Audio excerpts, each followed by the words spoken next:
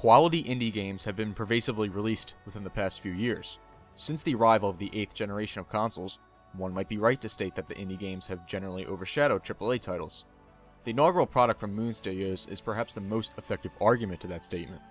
Ori and the Blind Forest is not only one of the most polished titles released in 2015 thus far, but a unique and unforgettable trek through the best a side-scroller has to offer. Ori and the Blind Forest can be best described as a cross between Metroid and Super Meat Boy. Its level design and progression system is akin to the Metroidvania genre, while its side-scrolling platforming can be attributed to something as mechanically challenging as a title like Super Meat Boy. The game adheres to these styles simultaneously, making a majority of the abilities gained through the main story mostly making up of extra platforming abilities. On the Metroidvania side, there are several spheres to be obtained that are hidden throughout the forest. Perhaps one of the most appealing and fun aspects of this game is the sheer hunt to collect every collectible. These spheres house health and energy, which increase those respective fields. In addition to this, there's also a variety of ability spheres to be found. Ability spheres do not necessarily house these new abilities themselves, but increase your spendable points to contribute towards the game's implemented ability tree.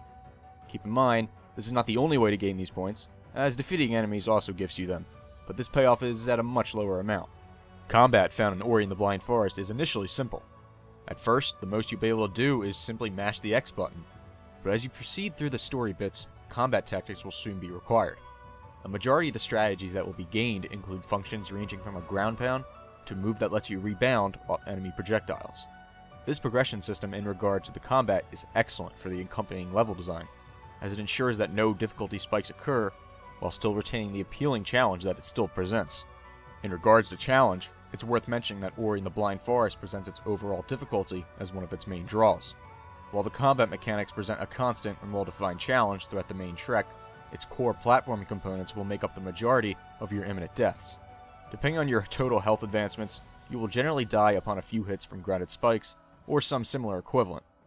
Not to mention that a simple bad jump into a bottomless pit will result in a death. Throughout your entire playthrough, I can assure you that you will die repeatedly. The game situates this around you with tight and precise controls, as well as introducing the interesting mechanic of letting you create your own save points. This addition is a great format to add onto the game. In a way, it derives the quick and free-flow trial and error that Super Meat Boy provided, and yet maintains the core concepts found in other Metroidvanias.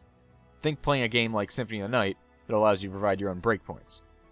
Granted, these breakpoints are not unlimited, as it requires a certain amount of energy along with its own recharge time. Again, this feature is ideal to the game, as it adds an extra layer of tactics to the general platforming elements that is unseen within common Metroidvania tropes. The best attribute I can credit Ori and the Blind Forest for in terms of gameplay is how entertaining it was to execute all aspects of this game in motion. I found myself frequently revisiting previous areas every chance I got, often to no avail, but it was always very rewarding every moment I found a single instance of something new. However, I still find it slightly bothersome that I wasn't able to 100% the game. After completing a certain area, the entrance to said area closes off permanently, meaning I was unable to obtain one or two items that I needed for full completion, as I just previously assumed the entire forest would be available indefinitely. Not a major complication or design flaw by any length, but just really bothersome to me. Despite a respectable amount of text thrown throughout the game, story is usually brushed aside and largely insignificant outside the very beginning and its conclusion. Cinematic cutscenes are generally only placed in those respective situations, leaving almost the entirety of the remaining bits to the gameplay.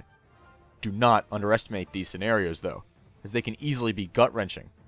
I feel it's probably for the best for people to experience at least the game's introduction for themselves, but for now, I'll just say it delivers an effective and emotional tale in a short, dialogueless section. Think of something akin to the beginning in Pixar's Up. Visually, Ori and the Blind Forest evokes perhaps the most appealing art style ever utilized in a video game. Upon beginning a new file, you are instantly provided with an example for what the remainder of the game will look like. At first glance, the game looks just like a classic Disney movie, emphasizing color contrasts and fluid animations. Its accompanying original soundtrack is also akin to what you would find in such an animated film, providing one of the best soundtracks in recent memory in the whole industry. Ori and the Blind Forest does not invent the wheel by any stretch. Nothing presented here is notably innovative or revolutionary. Most of its core mechanics are derived from other titles, but everything is implemented to near perfection, with great gameplay, great music, and and a tremendous art style, you owe it to yourself to play this challenging title.